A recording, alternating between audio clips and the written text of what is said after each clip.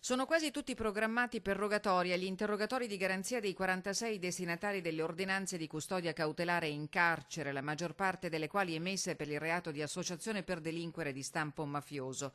Il 47esimo Antonio Puoti di Eraclea è riuscito a sfuggire alla cattura, ma gli investigatori potrebbero essere già sulle sue tracce.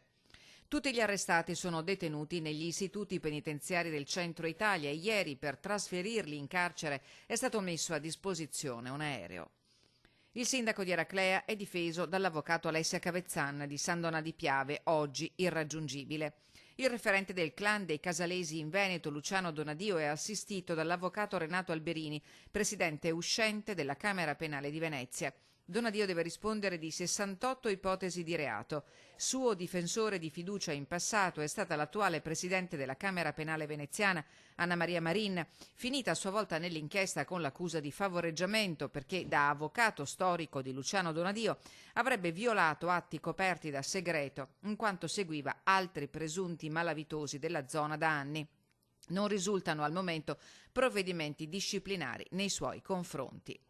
Sulla clamorosa inchiesta anticamorra in Veneto è intervenuto oggi il prete antimafia per antonomasia, Don Luigi Ciotti. L'ultimo rapporto al Parlamento italiano mette in evidenza che non c'è regione d'Italia che si può dichiarare esente. Le mafie sono profondamente cambiate, sono molto più flessibili, sono reticolari, hanno creato rete tra di loro. Oggi è molto forte la famosa area grigia, questa commistione tra legale e illegale. Quindi dobbiamo riflettere. Non dobbiamo fare sopravvalutazioni né sottovalutazioni, prendere coscienza che il problema c'è. Sempre di oggi la richiesta dei deputati veneti del Carroccio di programmare a stretto giro una missione nella nostra regione della Commissione parlamentare antimafia.